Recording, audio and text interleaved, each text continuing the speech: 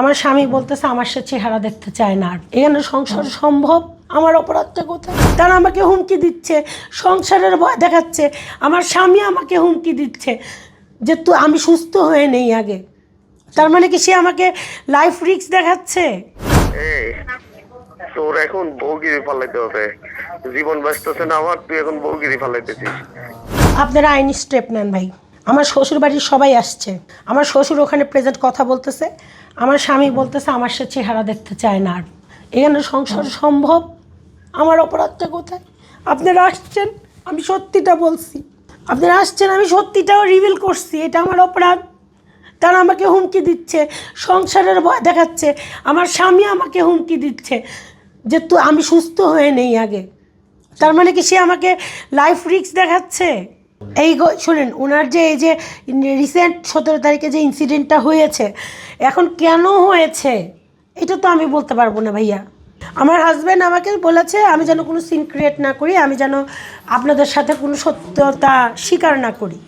কিছুটা ছিল তার মধ্যে এরকম একটু দূরত্ব বজায় রাখা, একটু মায়া মোহব্বত কমে যাওয়া। আপনারা তো নিজেরাই বুঝবেন যে একটা মানুষ যদি একটু দূরে যাওয়ার চেষ্টা করে তাহলে তার আচার আচরণ, তার কথাবার্তা সব কিছুতেই বোঝা যায়।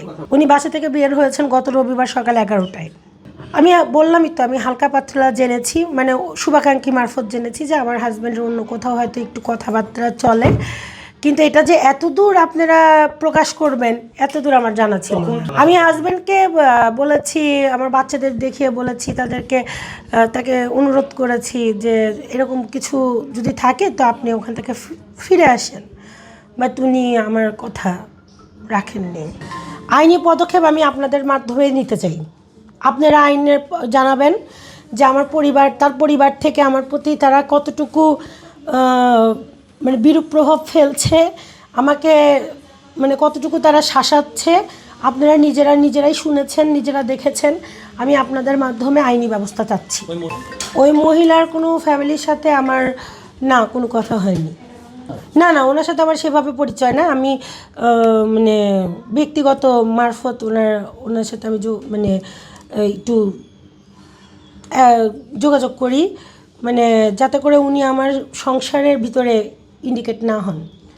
না, ওই দিনই আমি সিরিয়াস ব্যাপার, মানে ওনাদের যে এত দূর এসেছেন, বোনরা যে এত দূর এইভাবে নিজেদের প্রতিষ্ঠিত করার চেষ্টা করেছেন যে স্বামী স্ত্রী, এই ব্যাপারটা আমি সেই দিনই জানতে পারি।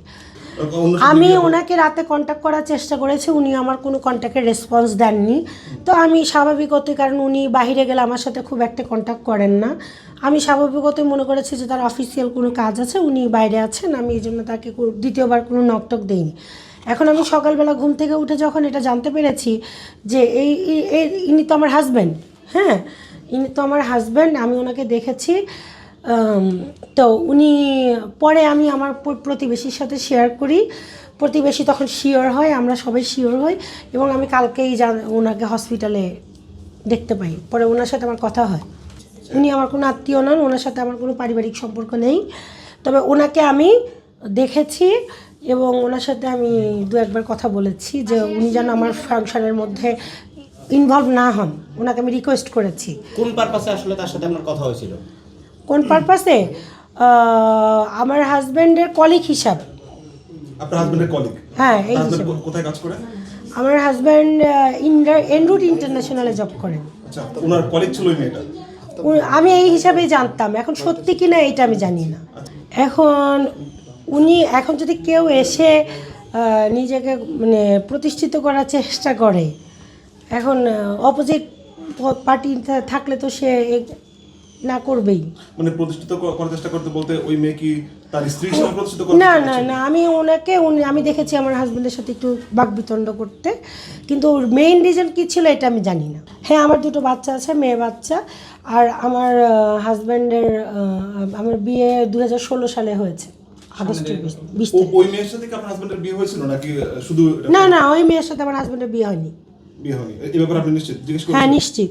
ইভেন আমার শাশুড়ি একটু আগে ফোন করে আমাকে অনেক হুমকি দামকি দিচ্ছে আমার শ্বশুরবাড়ি থেকে, যে আমার হাজব্যান্ড বলছে আমার চেহারা তিনি আর দেখতে চান না এবং উনি সুস্থ হলে আমাকে দেখে নেবেন, এই কথাগুলো বলছেন। ইভেন আমার শাশুড়ি বারবার বলছেন আমি আপনাদের সাথে কেন কোঅপারেট করছি। পূর্বে কি স্বামী স্ত্রীর সংসারে থাকলে যেরকম টুকটাক ঝামেলা হয় এইরকম আর কি। হ্যাঁ, উনি বাসায় আসতেন, কিন্তু মাঝে মাঝে উনি থাকেন না, মাঝে মাঝে। তখন আপনি জানতে চাননি? আপনারা আমার বাসার কেয়ারটেকার, আমার বাসার প্রতিবেশী, এনাদের সবার কাছে জিজ্ঞাসা করলেই সঠিক উত্তর পেয়ে যাবেন। গিয়ে থাকেন? আমি ওনাকে বলি উনি বলে যে কাজ আছে, কাজে আছি, কাজ করছি, এই ধরনের। না, আমি আসলে কোনো মিডিয়ার সাথে সম্পৃক্ত না। আমি এই জীবনে প্রথম মিডিয়ার সামনে আসছি আপনাদের মাধ্যমে। তো আমি আসলে কোনো মিডিয়ার সাথে, আসলেই আমার মিডিয়ার সাথে কোনো জানাশোনা বা যোগাযোগ নাই। আর যখন ওনার এই ঘটনা ঘটলো তখন আমি আসলে হতভম্ব হয়ে গেছি যে, আর বাংলাদেশের সকল মানুষ ওই মহিলাকে বাহবা দিচ্ছে, করছে, কিন্তু আমি হাইড হয়ে যাচ্ছি, আমার বাচ্চারা হাইড হয়ে যাচ্ছে। আচ্ছা, ওনার অফিসকে উত্তরা ছিল, উত্তরা কেন গিয়েছিল, মানে উত্তরা যাওয়ার কারণটা কি? এখন উনি উত্তরা কেন গিয়েছিল এটা আমি সঠিক জানি না, কারণ উনি আমার সাথে কখনোই ওনার ব্যক্তিগত কথা শেয়ার করতেন না।